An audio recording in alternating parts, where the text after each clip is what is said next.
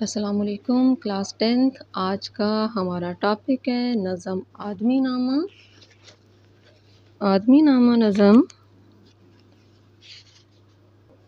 نذیر اکبر آبادی نے لکھی ہے۔ نذیر اکبر آبادی کا اصل نام ولی محمد ہے۔ آپ ہندوستان میں پیدا ہوئے لیکن عمر کا زیادہ حصہ اکبر آباد آگرہ میں گزارا۔ پیدائش آپ کی رتی کی جگہ کی تھی اور آپ اپنے نام کے ساتھ اکبر آبادی لکھتے ہیں کیونکہ زیادہ حصہ انہوں نے اکبر آباد میں گزارا تھا۔ نذیر اکبر آبادی نے میر و سودا، ناسخ و آتش اور انشاء و جرأت کا زمانہ دیکھا مگر اپنی آزاد طبیعت کے باعث سب سے الگ رہے۔ ان کی شاعری عوامی ہے۔ انہوں نے شعر و سخن کے لیے ایسے موضوعات کا انتخاب کیا جن کا تعلق براہ راست عوام الناس بالخصوص غریب اور مفلس طبقے سے تھا۔ ان کی نظموں میں مناظر فطرت، مذہبی تہوار، سماجی رسوم، میلوں ٹھیلوں، جانوروں حتیٰ کہ پھلوں اور سبزیوں کا جا بجا ذکر دکھائی دیتا ہے۔ نذیر اکبر آبادی کی زبان عام فہم اور سادہ ہے۔ ان کے غیر معمولی مشاہدے اور زندگی کے گہرے تجربات کی عکاسی ان کی نظموں میں ملتی ہے۔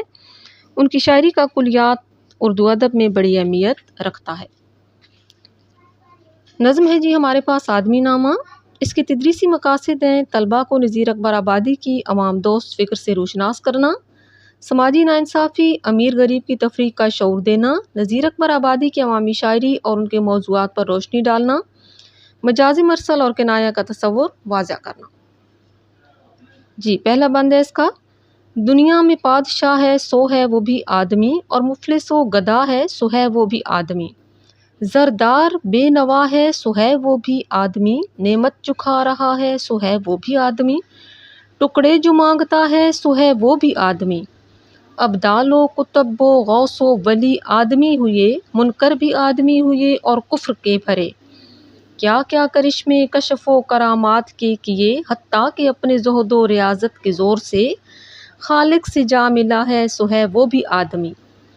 فرعون نے کیا تھا جو دعویٰ خدائی کا، شداد بھی بہشت بنا کر ہوا خدا،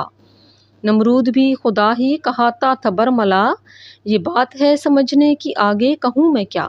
یہاں تک جو ہو چکا سو ہے وہ بھی آدمی،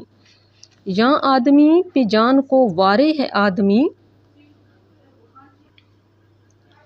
اور آدمی ہی تیغ سے مارے ہے آدمی، پگڑی بھی آدمی کی اتارے ہے آدمی، چلا کے آدمی کو پکارے ہے آدمی، اور سن کے دوڑتا ہے سو ہے وہ بھی آدمی، اشراف اور کمینے سے لے شاہ تا وزیر، ہیں آدمی ہی صاحب عزت بھی اور حقیر، یاں آدمی مرید ہیں اور آدمی ہی پیر، اچھا بھی آدمی ہی کہاتا ہے اے نذیر، اور سب ہیں جو برا ہے سو ہے وہ بھی آدمی۔ جی بچوں یہ نذیر اکبر آبادی کی نظم ہے جو ان کی کتاب کلیات نذیر سے لی گئی ہے۔ اس نظم میں نذیر اکبر آبادی آدمی کے متعلق بیان کرتے ہیں کہ دنیا میں کوئی بادشاہ ہے، کوئی گدھا ہے، فقیر ہے، امیر ہے، غریب ہے، کسی کے پاس مال و دولت ہے یا نہیں ہے، ہر انسان جو ہے وہ آدمی ہے۔ کچھ اللہ تعالیٰ کی نعمتیں کھا رہے ہیں تو وہ بھی آدمی ہیں، جو لوگ ٹکڑے مانگتے ہیں وہ بھی اللہ ہی کے آدمی ہیں،